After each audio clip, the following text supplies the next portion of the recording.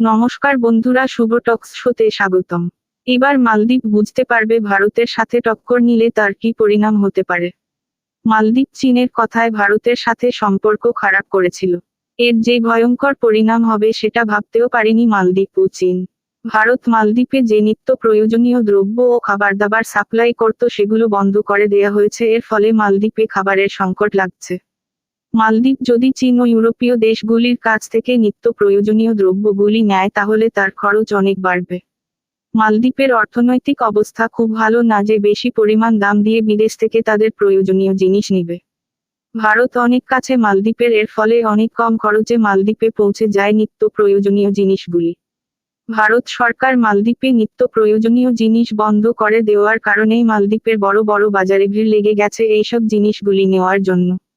মালদ্বীপের জনগণ এবার বুঝতে পারবে ভারতের সাথে শত্রুতা নিলে কি পরিণাম হতে পারে।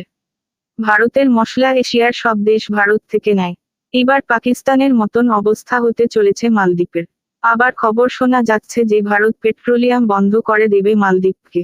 মালদ্বীপের কাছে উন্নত পরিমাণের কাঁচা তেল রিপেয়ারিং এর ফ্যাক্টরি নেই। মালদ্বীপ পেট্রোলিয়াম জাতীয় দ্রব্য ভারত থেকে অনেক কম দামে নেয়। ভারত এশিয়ার মধ্যে তৃতীয় দেশ যাদের উন্নত পরিমাণের রিপেয়ারিং ফ্যাক্টরি আছে।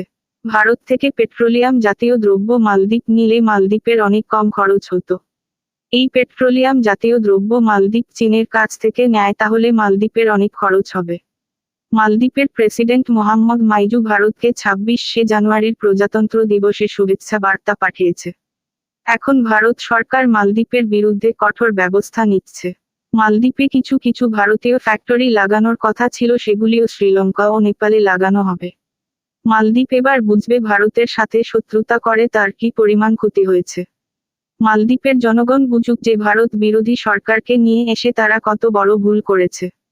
চ্যানেলটিকে সাবস্ক্রাইব করে দেবেন এরকম ভিডিও পাওয়ার জন্য। ভালো থাকুন, সুস্থ থাকুন, ধন্যবাদ।